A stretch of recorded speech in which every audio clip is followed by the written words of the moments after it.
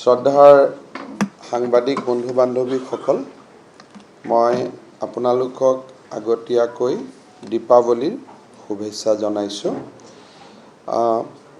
দুই তিনিটা কথা আপোনালোকৰ লগত আলোচনা কৰিব খুজিছোঁ। ইতিমধ্যে আপোনালোকে জানে যে কোভিডৰ বিপক্ষে আমি যি ভেকচিনৰ প্ৰদানৰ এটা অভিযান আৰম্ভ কৰিছিলোঁ, সেই অভিযানত ইতিমধ্যে আমি ৯৫% অসমৰ জনসাধাৰণক সামৰি ল'বলৈ সক্ষম হৈছোঁ। অৰ্থাৎ আজিৰ দিনত আমি ২,৭৪,০০,০০০ লোকক আমি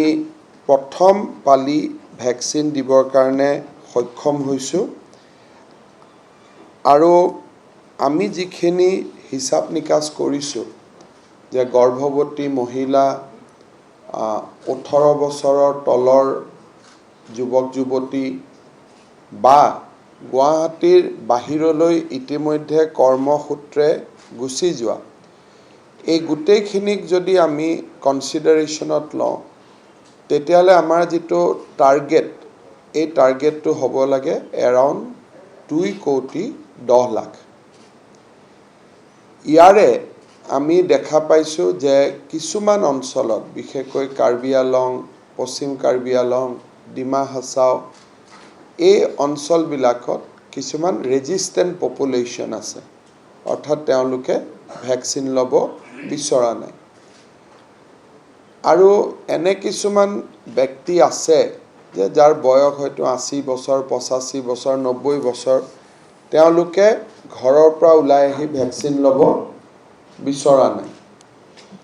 এই দুয়োটা কথা হিচাপত লৈ আমি অহা ১৫ নৱেম্বৰৰ আগতে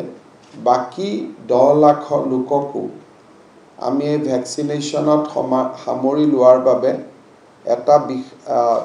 এটা ব্যাপক অভিযানৰ আমি চিন্তা কৰিছোঁ। কাৰণ এইটোত আমি মানুহৰ ঘৰে ঘৰে যাব লাগিব টু কেটচ দ্য লাষ্ট মাইল। এই বিষয়ে আমি ৭ দিন সময় একেলগে, যেনেকৈ আমি গুণোৎসৱৰ প্লেনিং কৰোঁ, তেনেকৈ মুখ্যমন্ত্ৰীৰ পৰা, মুখ্য সচিবৰ পৰা, গেজেটেড অফিচাৰ সকলোৱে আমি ৭ দিন গাঁৱে গাঁৱে থাকি পেলাই, গৈ পেলাই, যে যাৰ যি গাঁৱত দায়িত্ব আছে যে এই গাঁৱত আমাৰ সম্পূৰ্ণ ভেকচিনছ হৈ গ'ল, এই ধৰণৰ আমি যাতে প্ৰমাণ পত্ৰ এখন লৈ উভতি আহিব পাৰোঁ, তাৰ কাৰণে অহা ১০ তাৰিখৰ পৰা ৭ দিন আমি এটা মেচিভ প্লেনিং কৰিছোঁ। ২ কোটি মানুহৰ কাৰণে যিমান ডাঙৰ প্লেনিঙৰ প্ৰয়োজন, এই ১০ লাখৰ কাৰণে তাতকৈ বেছি ডাঙৰ প্লেনিঙৰ প্ৰয়োজন। কাৰণ এইখিনি ৰেজিষ্টেঞ্চ পপুলেশ্যন বুলিও আমি ক'ব পাৰোঁ, বা আন অৰ্থত এই মানুহখিনিয়ে বিভিন্ন কাৰণত ভেকচিন ল'ব বিচৰা নাই। যদিও ইনিচিয়েলি আমি ২,৩০,০০,০০০ বুলি ভাবিছিলোঁ, ৭ লাখ মহিলা যিহেতু গৰ্ভৱতী হৈ থাকে আৰু প্ৰায় ৭ লাখ লেকটেটিং মাদাৰ্ছ বুলি আমি ক'ব পাৰোঁ, ১৪ লাখ, আৰু অসমৰ ১০-১৫ লাখ মানুহ বাহিৰত আছে।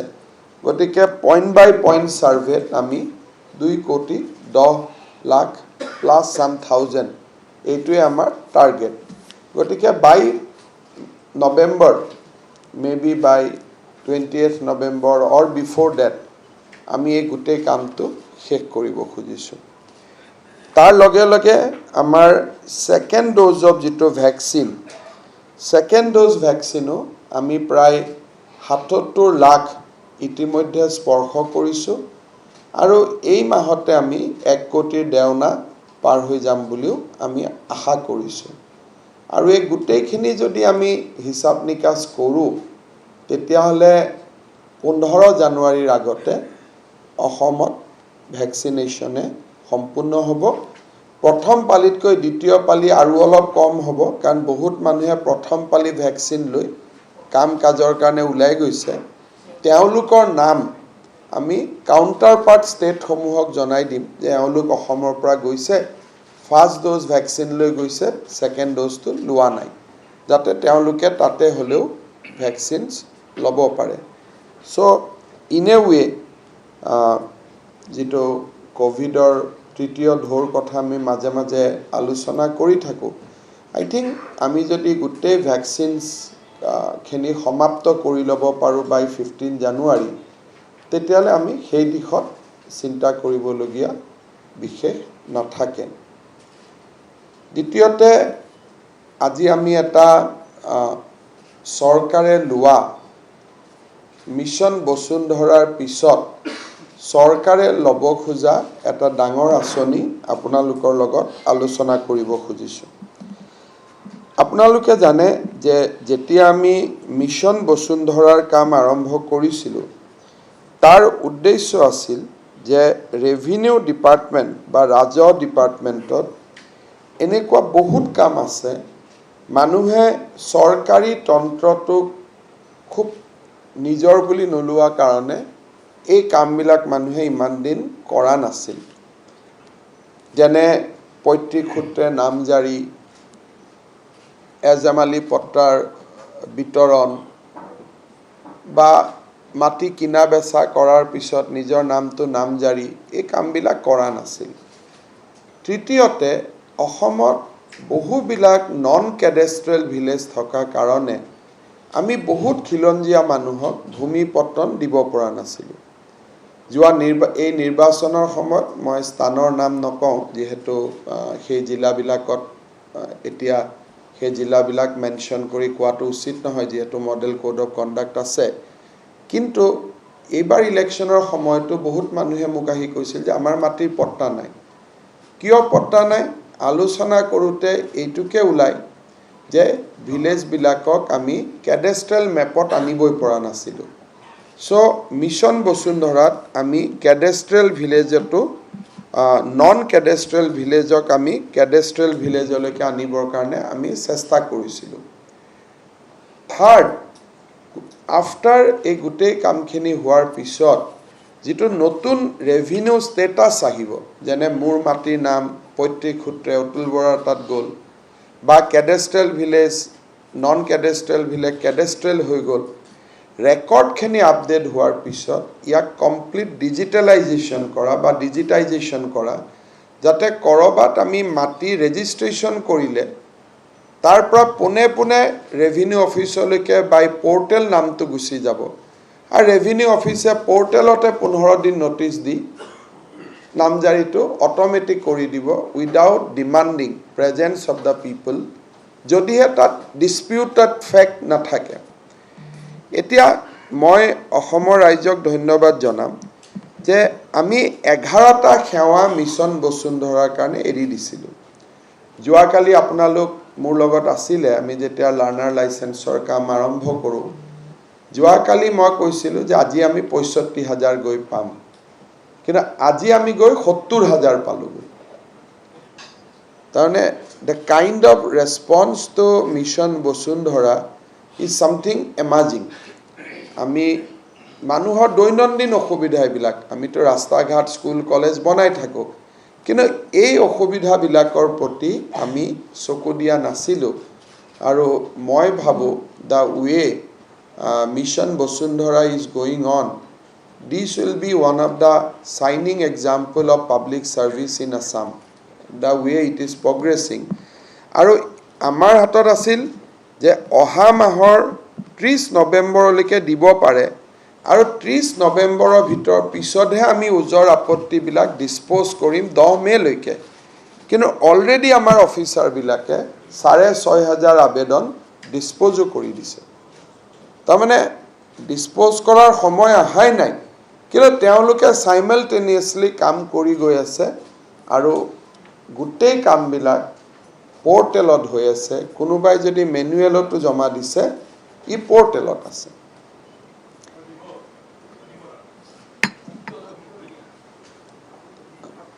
মিছন বসুন্ধৰাৰ পিছত আমি আজি আপোনালোকক যিটো কথাৰ কাৰণে ইয়াত আমন্ত্ৰণ জনাইছোঁ, সেই কথাটো হ'ল যে আমি উপনিৰ্বাচন থকা জিলাকেইখনক বাদ দি সেইকেইখন জিলাতো আহিব আমি এটা নতুন কাম হাতত ল'ব খুজিছোঁ সেইটো হ'ল সদ্ভাৱনা প্ৰজেক্ট সদ্ভাৱনা এই প্ৰজেক্ট সদ্ভাৱনাটো এনেকুৱা ধৰণৰ যে যোৱা কেবিনেটত এই কেবিনেটত নহয় তাৰ আগৰখন কেবিনেটত আপোনালোকে মনত ৰাখিব মনত পৰিব হয়তো যে আমি মইনা পাৰিজাত এটাক গুৱাহাটীত কিছু মাটি দিছিলোঁ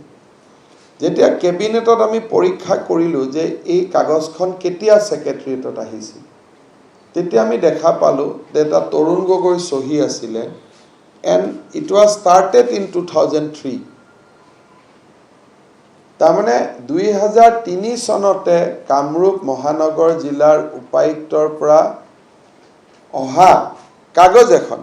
কাগজ আহিলে আমি কৰিবই লাগে বুলি কথা নহয় নকৰিবও পাৰোঁ কৰিবও পাৰোঁ কিন্তু সিদ্ধান্ত এটা কোন চনত হ'লগৈ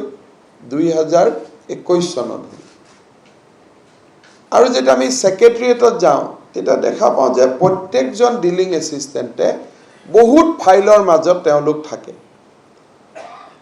আমি ৰেভিনিউ হোম পিডব্লিউডি এই ডিপাৰ্টমেণ্টবিলাকত গ'লে আমি দেখা পাওঁ হাজাৰ হাজাৰ ফাইল আমাৰ সন্মুখত আছে তাৰমানে সেই হাজাৰ হাজাৰ মানুহৰ সুখ দুখ বেদনা এই ফাইলবিলাকৰ মাজত আবদ্ধ হৈ আছে আৰু বছৰে বছৰে এইটো আবদ্ধ হৈ আছে কোনেও এই কথাবিলাক চিন্তা কৰা নাই কোনোবাই যদি আহি লাগিছে তাৰ ফাইলটো হৈছে কেতিয়াবা কোনোবাই টুইটাৰ ফেচবুকত মুখ্যমন্ত্ৰীক দি দিছে আন মন্ত্ৰীক দি দিছে লক কৰিছে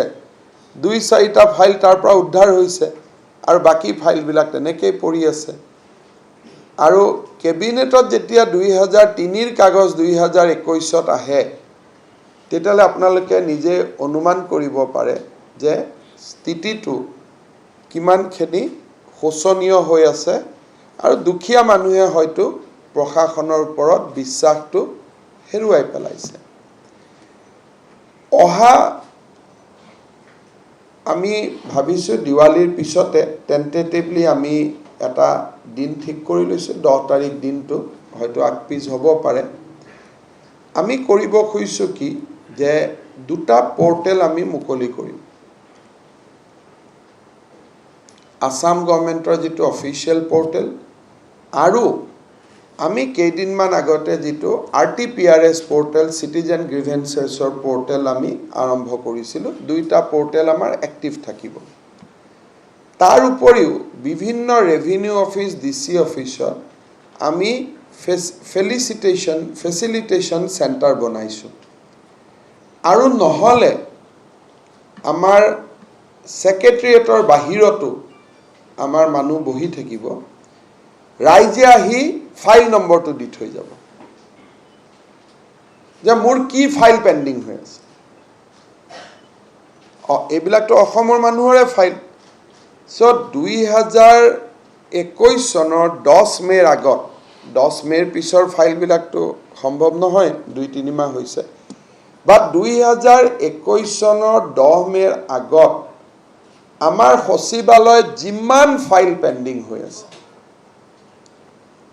এই গোটেই ফাইলবিলাকৰ ফাইল নম্বৰবিলাক আৰু সাবজেক্টটো আৰু দুই এটা ডেটা আমি খুদিম সাবজেক্ট ডিপাৰ্টমেন্ট ফাইল নম্বৰ এইখিনি আমি খুদিম আৰু কোনোবাই যদি ফাইল নম্বৰ নাজানে যি সৰকাৰি নথি নম্বৰ তেওঁলোকৰ লগত আছে আৰু সৰকাৰি নথিখনৰ স্ক্যান কপি যে গোলাঘাটৰ পৰা সেক্ৰেটাৰিয়েটলৈকে এই চিঠিখন আহিছিলে হয়তো মানুহজনে কেতিয়াও সেক্ৰেটাৰিয়েটত আহা নাই গতিকে সেক্ৰেটাৰিয়েটৰ নম্বৰটো নাজানে কিন্তু গোলাঘাট জিলাৰ উপায়ুক্তৰ নম্বৰটো জানে মই গোলাঘাটৰ নামটো এই কাৰণে লৈছো যেহেতু তাত বাই ইলেকশন নাই এই কাৰণে মই গোলাঘাটৰ নামটো ডেলিভাৰেটলি লৈছো সো গতিকে গোলাঘাটত ডিসিৰ পৰা আহিছে মাটিৰ কাগজ এখনৰ বন্দবস্ত বিচাৰি ইয়াত ৰেভিনিউত পুটা ভুৱা নম্বৰটো তেওঁলোকে নাজানে কিন্তু ডিসি নম্বৰটো জানে সো সেই কাগজখন আমাক দি দিলেও আমি ফাইল ট্ৰেক কৰিম আৰু আমি চেষ্টা কৰিম তাৰ কাৰণে আমি সেক্ৰেটাৰিয়েটত হাজু কৰি লৈছো মোৰ সিনিয়ৰ অফিচাৰখিনিৰ লগত মিটিং হৈছে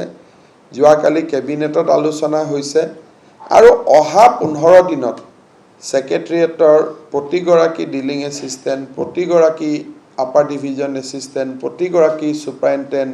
জইণ্ট ছেক্ৰেটাৰী সবকে আমি বেলেগে বেলেগে দেখা কৰিম, বেলেগে বেলেগে আমি কথা পাতিম,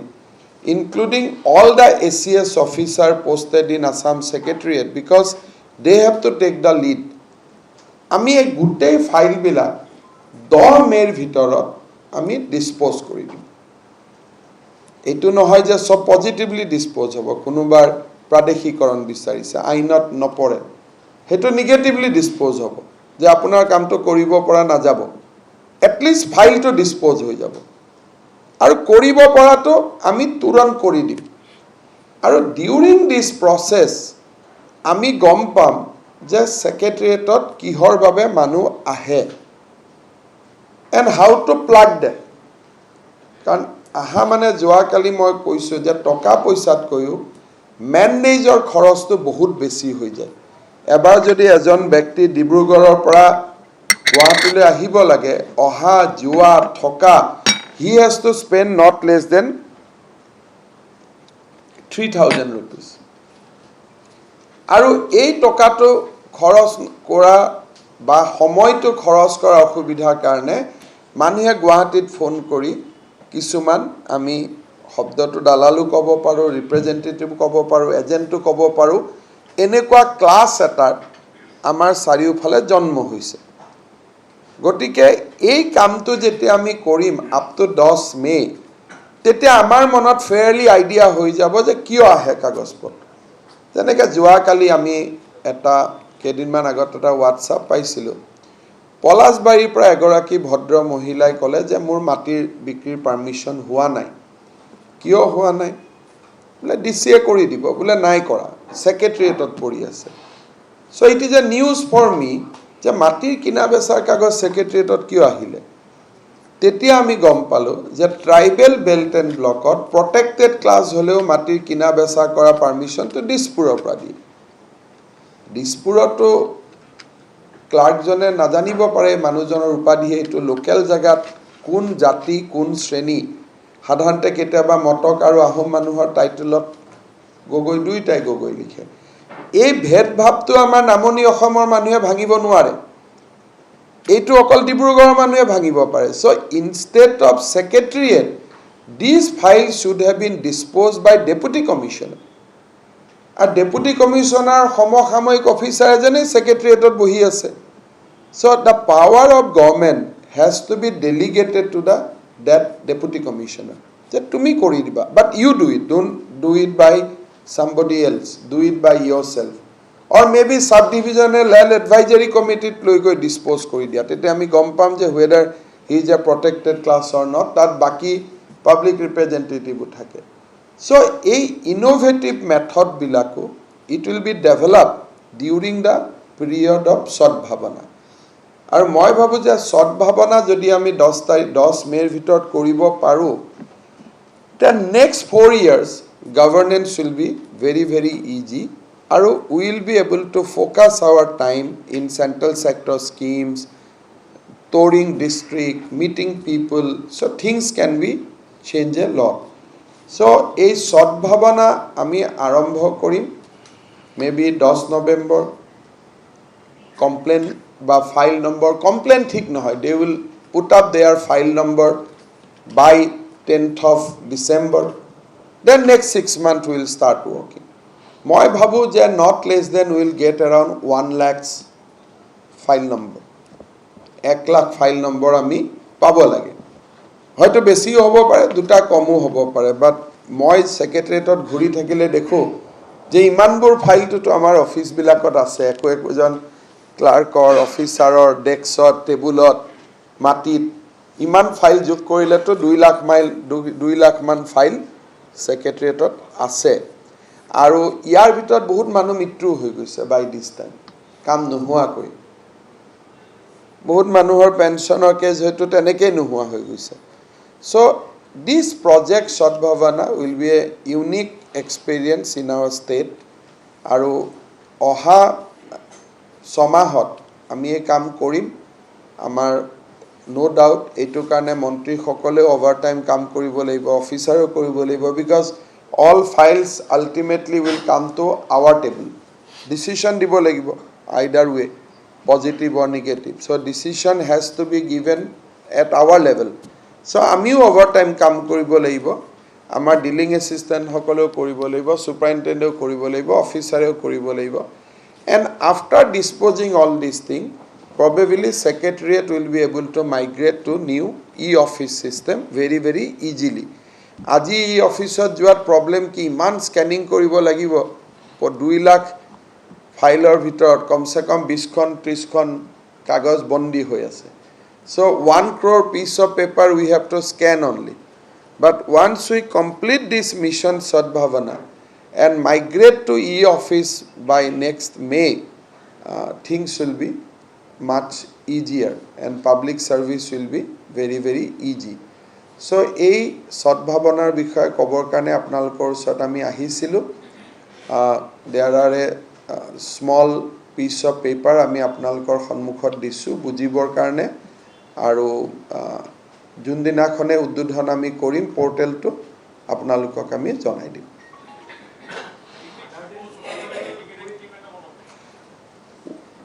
ফাইল বিলাক যেতিয়া নম্বৰ বিলাক পাম প্ৰত্যেক ডিপাৰ্টমেন্টত দুজনৰ এটা টিম থাকিব এজ এ নোডেল পাৰ্সনস তেওঁলোকে ফাইল বিলাক এক্সামিন কৰি বিভিন্ন জনক তেওঁলোকে জানিব যে এই ফাইলটো অমুকৰ তাত আছে এই ফাইলটো অমুকৰ তাত আছে ডেইলি আমি কৰি গৈ থাকিম একেলগে গুড খয় কৰিলে দিগদাৰি হ'ব ডেইলি আমি file number and identification of files কৰবাত ফাইল হেৰাই গৈছে will reach out to that person যে আপোনাৰ লগত থকা কাগজপত্ৰ দিয়ক it will be huge task কোৱা যিমান কৰা বহুত টান হ'ব it will be a huge task কিমান কৰিব পাৰিম আমিও নাজানো but let us take the challenge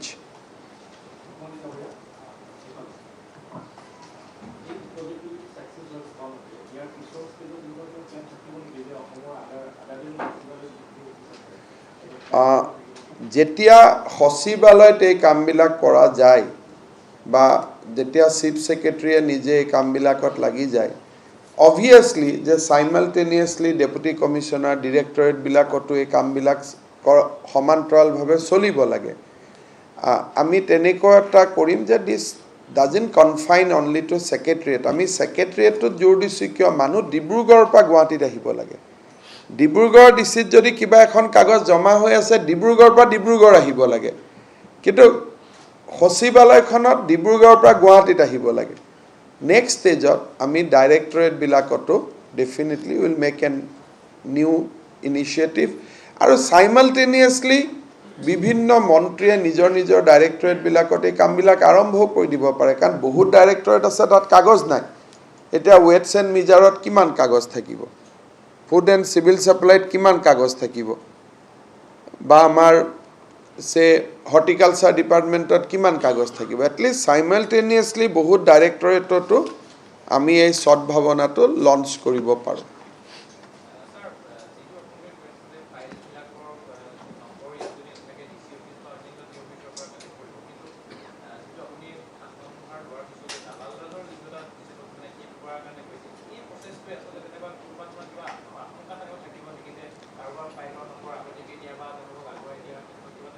তেনেকুৱা একো নাই আমি 10 মেৰ ভিতৰত সব ফাইল শেষ কৰি দিম মানে তাৰ মাজত আৰু সেক্ৰেটাৰিয়েটত কোনো মানুহ আহিব নালাগে সেক্ৰেটাৰিয়েট উইল বি অলমোস্ট ক্লোজ আহিলেতো গণ্ডগোল হৈ যাব না আমি গোটেই নিজেই কৰিম গতিকে এতিয়া সেক্ৰেটাৰিয়েটত আমি এন্ট্ৰিটো ডিনাই নকৰো কিন্তু সেক্ৰেটাৰিয়েটত আহি কি কাম পাব কাৰণ সব অফিচাৰেটো দিনে ৰাতিয়ে কাম কৰিব লাগিব এটা কথা পাতাৰো সময় নাথাকিব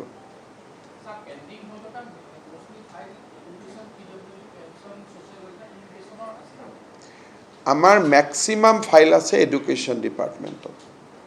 তাৰ মূল কাৰণ হল প্ৰাদেশিকৰণৰ আবেদন বিভিন্ন এসোসিয়েশন বিভিন্ন ধৰণৰ সমস্যা এডুকেশনত সবচে বেছি থাকে পিডব্লিউডিত ফাইল বিলাক পুৰণা নাথাকে নতুন থাকে কিন্তু মানুহে বিল জমা দি বিলৰ খবৰ কৰিব আহি থাকে যেতিয়ালৈকে টকাটো নহয় এটা উৎকণ্ঠা থাকে না হবনে নহয় গতিকে পিডব্লিউডিৰ ফাইল বিলাক এনেকুৱা বছৰৰ ফাইল বছৰতে নোহোৱা হৈ যায় নেক্সট বছৰলৈকে নাথাকে আমি এটা কেপিএমজিক দি ষ্টাডি কৰাইছিলো যেটো ষ্টাডিৰ ৰিজাল্ট পেঞ্চনৰ ফাইলবোৰ বহুত পুৰণা ফাইলো আছে ৰেভিনিউ ডিপাৰ্টমেণ্টত বহুত পুৰণা ফাইল আছে বিশেষকৈ ল্যান্ড এলটমেণ্ট ল্যান্ড প্ৰপ'জেলছ এইবিলাক চেছ কৰোঁতে সময় নালাগে প্ৰত্যেকটো ফাইল নকৰি কেবিনেটত লিষ্টখন বনাই লৈ গ'লে আমি কেবিনেটত বহি ইয়াক দিব লাগে ইয়াক দিব নালাগে একেকোবে উই কেন ফিনিছ গতিকে এই ফাইলবিলাকৰ কেৰেক্টাৰবিলাক একেই থাকে কাৰণ গভৰ্ণমেণ্টেতো আৰু বেলেগ কাম নকৰে পেঞ্চনৰ কাম ডিপাৰ্টমেণ্টেল প্ৰচিডিঙৰ কাম ছাছপেনশ্যনৰ কাম ডিছমিছেলৰ কাম চাকৰিৰ আবেদন মাটিৰ আবেদন আমিতো কি কাম কৰোঁ আমি জানোৱেই গতিকে তাৰ ইণ্ডেক্স আৰু নেচাৰবিলাক একে গতিকে আমি একেলগে লিষ্ট কৰি আমি একেকোবে ফাইলবিলাক ঠিক কৰি দিব পাৰিম সেইকাৰণে আমি অফিচত গুচি যাম ইয়াৰ নেক্সট পিছতে যিমান ফাইল আমি এতিয়া অলৰেডি ছেক্ৰেটেৰিয়েটত ইনক্লুডিং এডুকেশ্যন ডিপাৰ্টমেণ্ট ফাইল অফিচত জেনেৰেট হৈ আছে আৰু কাৰেণ্ট ইয়াৰৰ ফাইল ডিছপ'জ কৰোঁতে ইমান প্ৰব্লেম নহয় আচলতে আমাৰ ডিলিং এছিষ্টেণ্ট এজনে যেতিয়া নতুনকৈ চাকৰি পায় আহি সাগৰত সোমাই যায় তেওঁ নাজানে কি ডাইৰেকশ্যন ল'ম মনটো বেয়া নহয় কিন্তু আহি বুজি নোপোৱা হৈ যায় যে ইমান ফাইল পৰি আছে